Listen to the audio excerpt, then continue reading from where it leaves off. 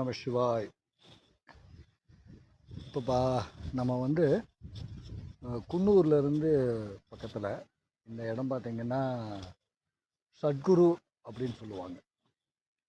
சத்குருன்னா இவர் சமாதி ஆகும் பொழுது குறைந்தபட்சம் 32 இடங்களில் ஒரே டைமில் சமாதி ஆகியிருக்காங்க.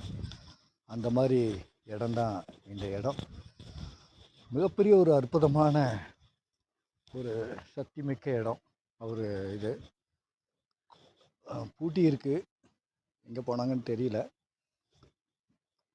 பார்ப்போம். பக்கத்துலேயே சாய்பாபா கோயில்.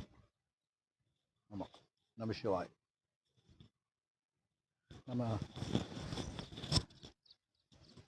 அற்புதமான இடம்.